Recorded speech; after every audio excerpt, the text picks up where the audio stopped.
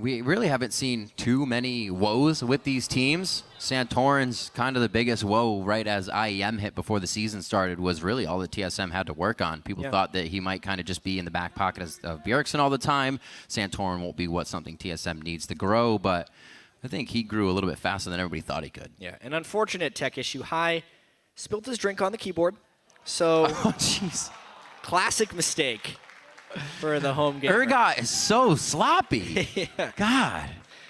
Just get control of yourself. Yeah. Prompting this pause. Not a problem. That's unfortunate. Really. At least it's not kind of like an emotional thing. You're just like, oh, man, now I'm really in for it. It's just kind of like, whoops, we're good. It's actually surprising that this hasn't happened before. I mean, think of all the LCS games we've had. Well, we took the banana away from Lemon Nation before anything could happen last time, so. See, he's still getting support. Make sure everything still works. Maybe they'll get him a replacement keyboard. We shall see.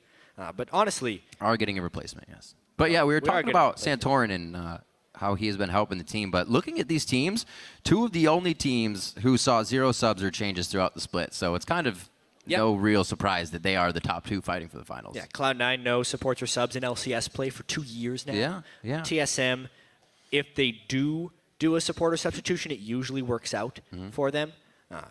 Finding Santorin, and it wasn't always like this. Like this TSM team is actually somewhat battle tested at this point, right? Because if we do think back, not the IEM they won in Katowice, but the IEM they didn't win in San Jose before the LCS split happened.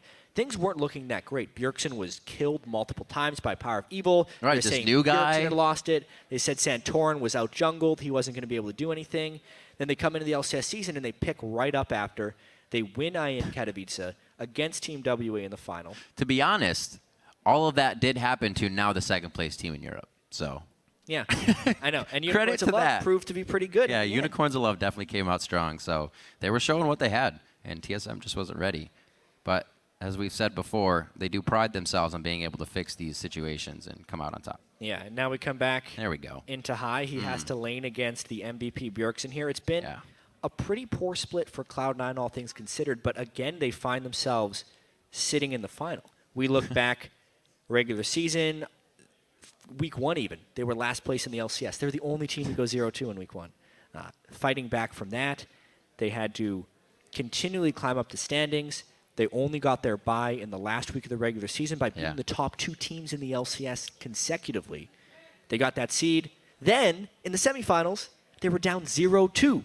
They were already thinking about how to pick up the pieces, how to recover this Cloud9 brand, how to reassert their dominance. But they actually haven't lost it yet. They've been closer than ever to looking mortal and not the dominant team in the North American LCS. And now they spilled drinks on their keyboard. Yep. So just right when they were on the cusp of reaching the pinnacle once again. It's different to look at, though. The way they surged through the split is almost scary if I were them in the first split. Hey, they beat it so well. You almost can't quantify how that was, why that was. Was it just because teams weren't ready? Were they always getting the better picks? Was it in Champion Select? What was that Pandora's box, and can you find it again? Because that is the real question, right? Where did that Cloud9 go? Or did everybody just get amped up and better because they were good and they raised the competition? Trying to recapture the dominance of their 25-3 split they had when they entered the LCS. I don't know if we'll ever see another North American team as dominant as Cloud9 was. Because honestly, the scene has grown so much since then. We look at the successful brands in North America now, and it's the teams with the coaching staffs and the experience and the top talent they've been able to recruit. And that's what ends up